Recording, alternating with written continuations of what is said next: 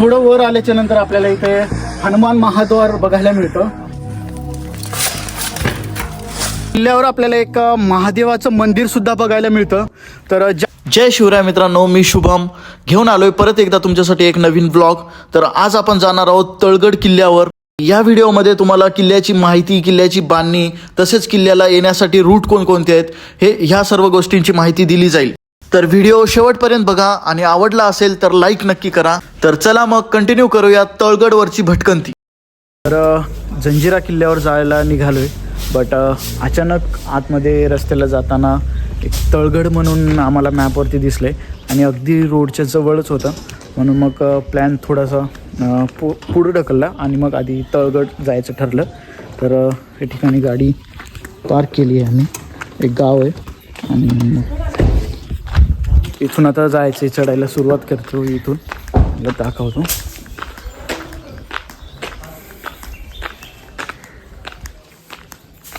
तो बॅक साईडला तुम्हाला दिसत असेल फ्लॅग, आपला झेंडा फडकतोय. तर जेव्हा आम्ही पुण्याकडून जंजिऱ्याला जात होतो तर तेव्हा रस्त्यातच आपल्याला तळागाव म्हणून लागलं आहे आणि तळागाव रस्त्यात लागलं आणि वरती किल्ला तळगड. तर चला, ही कमान दिसते तुम्हाला. तर ह्याच्याच आतमधून जायचं आहे.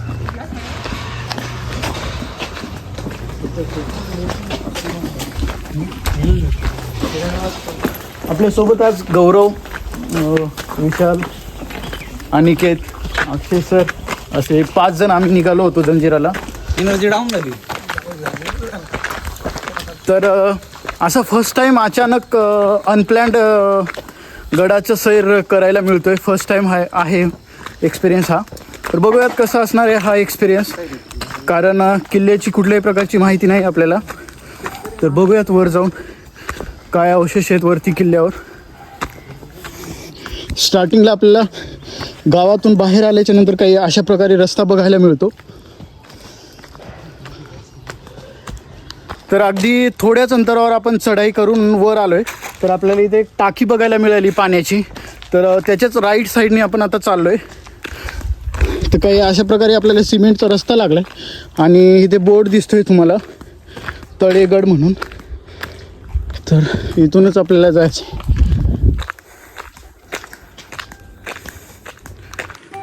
तळगड हा किल्ला रायगड जिल्ह्यातील तळा तालुक्यात येतो.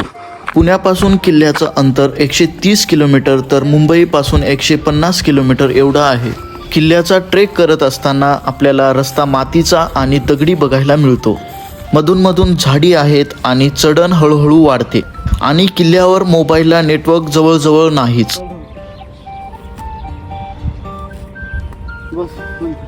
तर आपल्याला पाठीमागे बुरुज दिसत असेल. इथून बघितल्याच्या नंतर आपल्याला त्याची तटबंदी चांगल्या अवस्थेत बघायला मिळते. आणि इथून जेव्हा आपण आलो आहे तेव्हा पाठीमागं आता बघितलं तुम्ही व्हिडिओ, तेव्हा तिथे आपल्याला एक तोफ बघायला मिळाली आणि अगदी त्याच्याच थोडंसं वर इथे एक तोफ बघायला मिळते आपल्याला. तर चला, पुढं अजून थोडंसं राहिलं आहे, कंटिन्यू करूयात आणि वर मग बघूयात काय. एक तुम्हाला सांगायचं झालं तर अगदी मला हसायला येते, कारण अनप्लॅन ट्रिप आणि त्यात मी स्लीपर घालून होतो कारमध्ये आणि शूज वगैरे बॅगमध्ये ठेवलेले. त्यामुळं मग आता लवकर जाऊन येऊया, कारण आपल्याला पुढं जंजिऱ्याला पण जायचं आहे. त्यामुळं मग तसंच स्लीपर घालून वर आलो आहे. आता चढायला थोडं अवघड जात आहे, बट काय नाही, करून घेऊयात. तर चला मग. तळगडामुळे ह्याच्याच बाजूला सुधागड आणि आपल्याला घोसाळगड बघायला मिळतो या परिसरात. त्यामुळं मग किल्ला फार मोठा जरी नसला तरी रणनीतिकदृष्ट्या अत्यंत महत्त्वाचा होता. अजून थोडं पुढं आल्याच्या नंतर आपल्याला दगडी पायऱ्या बघायला मिळतात, जे की आत्ता इथून आपल्याला लागल्यात. तर त्याच्याद्वारे आपल्याला वर चढायचं आहे. जवळपास 70% आपण वर आलो आहे आणि थोडं दमल्यासारखं वाटतंय. गौरव, वाटतंय का थोडं दमल्यासारखं? तर वजन वाढल्यामुळं वाटत असेल मे बी, कारण आपण पहिलेच्या किल्ल्यावर तर अगदी 1 नंबरला राहायचो तुम्ही. मग इथं काय म्हणून असं रिझल्ट्स आहेत? वजन वाढलं. हो का? या ठिकाणी आपल्याला कातळ कोरीव पायऱ्या लागल्यात. म्हणजे ज्या दगडात कोरून पुढे बघू शकता तुम्ही, दोन्ही साईडला दगड कोरून अगदी त्याच्यामधून आपल्याला पायऱ्या बनवलेल्या दिसायला पायऱ्या बनवलेल्या बघायला मिळतं. आणि मग इकडच्या साईडला एकदम दरीसारखं आहे, म्हणून मग आपल्याला हे लोखंडी पंप, लोखंडी पाईप पकडण्यासाठी इथं लावला आहे. तर थोडं वर आल्याच्या नंतर आपल्याला इथे हनुमान महाद्वार बघायला मिळतं. तर ह्याचं पूर्णपणे आता दरवाजा अस्तित्वात नाही दिसत, त्याचे अवशेष पूर्णपणे नाही आहेत, बट ओळखून येतं की दरवाजा होता. आणि इथं कोरून लिहून पण आहे, तर त्यामुळं आपल्याला ओळखायला आलं. आणि त्याच्याच बाजूला आपल्याला मारुतीरायांचं मंदिर बघायला मिळतं. तर चला मग दर्शन घेऊन पुढचा प्रवास कंटिन्यू करूया.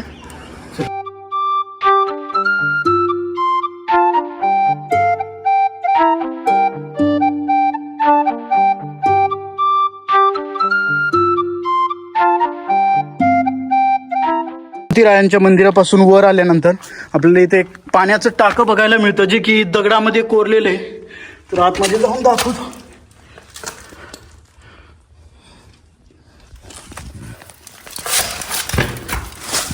तर भरपूर मोठं टाकं आहे.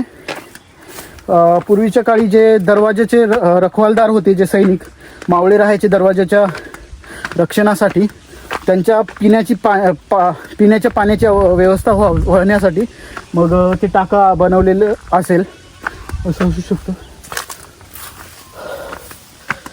गवत जास्त वाढल्यामुळं कदाचित त्यामुळं मग इथे जाळ लावून गवत जाळण्याचं काम केले. आणि ह्या साईडला सुद्धा आपल्याला एक तोफ बघायला मिळते, जी की खालीच ठेवलेली आहे. आणि अतिशय सुंदर दृश्य या साईडनी बघायला मिळतो आपल्याला.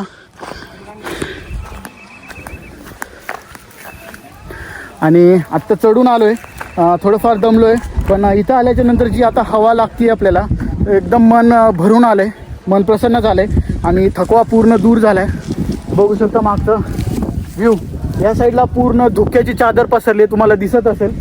अतिशय सुंदर व्ह्यू दिसतोय.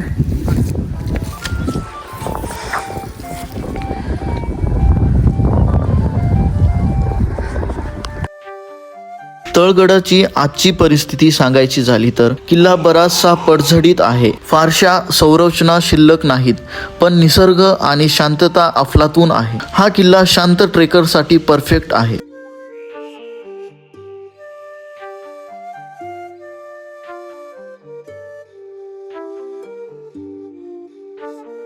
तर अजून थोडं वर आल्याच्या नंतर आपल्याला इथे तटबंदी अजून शाबूत अवस्थेत दिसते. आणि त्याच्याच साईडला आपल्याला इथे एक खिडकी दिसते, एक खोली दिसते, पण मे बी हे त्या काळचा चोर दरवाजा असू शकतो. आणि आता पूर्ण बुजला आहे, आता काही आतमध्ये दिसत नाही आहे. तर बघू शकता आमचे दोन मित्र गेलेत वरती. आणि हा बुरुज बाले किल्ला एकदम टॉपवरचा भाग. तर चला मग जाऊयात वर.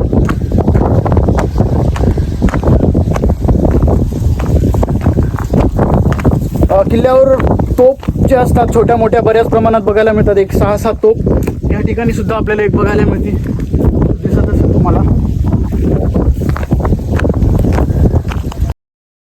तळगड हा किल्ला नेमका कोणी बांधला याची ठोस नोंद उपलब्ध नाही, पण इतिहासकारांच्या मते हा किल्ला आदिलशाही काळात बांधला गेला असावा. या भागावर आधी आदिलशाही आणि नंतर निजामशाहीचा प्रभाव होता.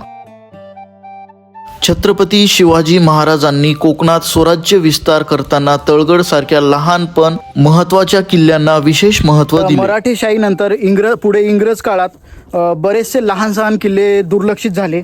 आणि त्यातलाच एक तळगड सुद्धा म्हणता येईल, जो की हळूहळू दुर्लक्षित झाला. पण जरी दुर्लक्षित झाला असेल तरी मराठाशाहीच्या काळात अत्यंत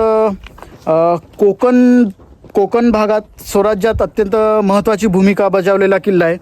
तर ह्या किल्ल्यावरून आजूबाजूच्या कोकण परिसरात लक्ष ठेवण्यात मदत व्हायची, असा ह्या किल्ल्याचा इतिहास आहे. तर किल्ल्यावर आपल्याला काही प्रमाणात तटबंदी, बुरुज, तसेच पुढं आपल्याला पाण्याच्या टाक्यासुद्धा बघायला मिळतात. पाण्याचे टाके जे की आपण महादरवाजामध्ये सुद्धा एक बघितलं पाण्याचं टाकं. तळगडचा बाले किल्ला म्हणू शकता. टॉपवर आपण आता आहोत म्हणलं तरी चालेल. आणि या ठिकाणाहून पूर्ण परिसर, जो आजूबाजूचा परिसर आहे, पूर्ण परिसर दिसतोय, तुम्हाला दिसत असेल किंवा मग धुक्यामुळे तेवढं क्लिअर दिसत नसेल. तर पाठीमागे सुद्धा बघू शकता एकदम जी पर्वतरांग आहे कडेला, तर त्याच्या मिड पॉईंट म्हणून हा किल्ला म्हणू शकता आपण.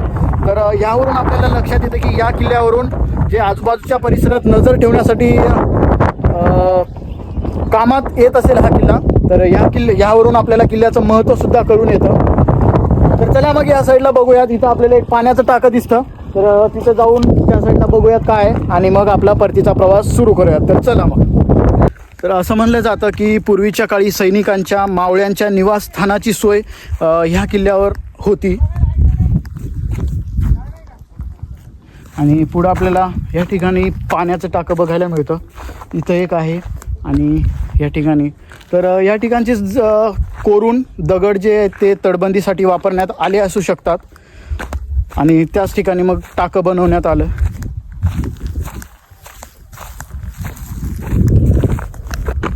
अनप्लॅन्ड जी ट्रिप असते, जो प्रवास असतो त्याची एक वेगळी मजा असते. आज सुट्टीचा दिवस होता आणि जंजिरा किल्ल्यावरती आम्ही जात होतो, जसं की तुम्हाला इंट्रोमध्ये सांगितलं. आणि हा किल्ला रस्त्यात आपल्याला आढळला, तर चला म्हणलं जाऊन या. किल्ल्यावर येण्यासाठी आपल्याला अगदी अर्ध्या तासाचा वेळ लागला. जे गाव होतं तिथून वरती यायला. आणि मग अतिशय सुंदर व्ह्यू बघायला मिळाला आपल्याला वर येऊन. भरपूर ठिकाणी आपल्याला काही अशा चोर दरवाजासारखं रस्ते दिसत आहेत आणि ठिकठिकाणी आपल्याला बरेच टाके बघायला मिळत आहेत वर.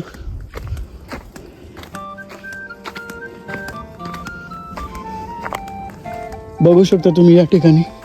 आणि पूर्वीच्या काळी या ठिकाणी खोल्यासुद्धा असू शकतात. त्या टाईपचं बांधकाम बघायला मिळतं, पण आता कुठल्याच प्रकारचे अवशेष म्हणजे समजून येत नाही आहे की वरतून बघून या ठिकाणी खोलीच होती पूर्वीच्या काळी आणि आता फक्त दगड तेवढे उरलेत.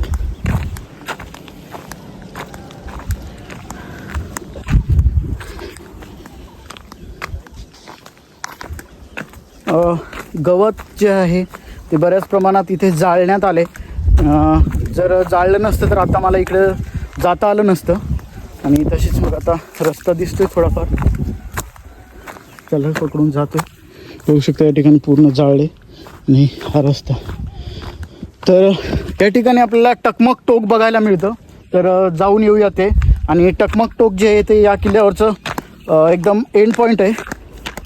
या साईडचं, ज्या साईडने आपण चढलोय वर, त्याच्या अपोजिट साईडचं. तर इथे बघू शकता तुम्ही तटबंदीसुद्धा आपल्याला बऱ्यापैकी बघायला मिळते. म्हणजे वरती आल्याच्या नंतर ऑलमोस्ट 50% म्हणलं तरी चालेल तटबंदी आहे अजून शाबूत. तर हे टकमक टोक. इथून सुद्धा एक सुंदर व्ह्यू आपल्याला बघायला मिळतो या साईडचा सुद्धा.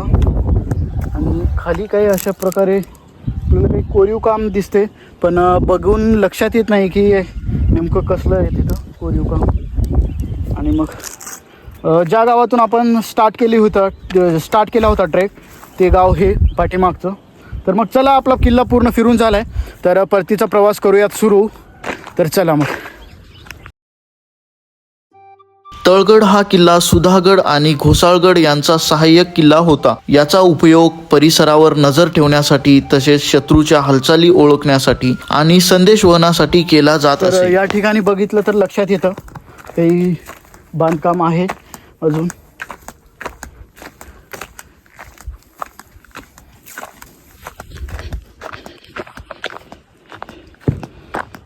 किल्ल्यावर आपल्याला एक महादेवाचं मंदिर सुद्धा बघायला मिळतं. आत्ताच कोणीतरी येऊन पूजा करून गेले. आणि या ठिकाणी बघू शकता आपण नंदी महाराज आहेत आणि त्याच्याच खाली मंदिर.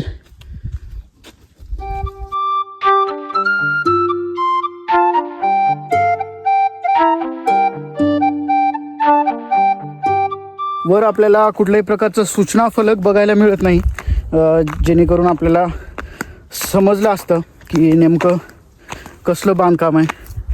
पण मग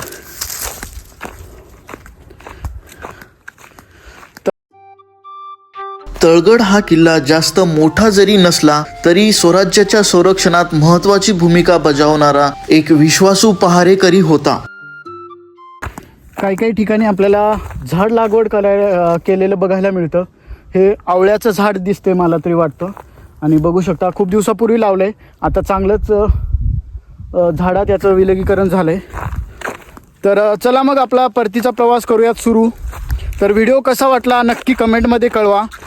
ही माझी फर्स्ट अनप्लॅन्ड ट्रिप होती. अनप्लॅन्ड म्हणता येईल, कारण काहीच कुठल्याच प्रकारे प्लॅन नव्हता इथं यायचा. त्यामुळं मग आणि चॅनलला सबस्क्राईब करा. असेच खूप सारे गडकिल्ल्यांचे व्हिडिओ तुम्हाला पुढं चालून बघायला मिळतील. खूप सारे माझे गडकिल्ले फिरायचं बाकी आहे अजून. तर चला मग भेटूयात अशाच एका नवीन इंटरेस्टिंग ब्लॉगमध्ये, इन्फॉर्मेटिव्ह ब्लॉगमध्ये. तोपर्यंत तुमची रजा घेतो. बाय.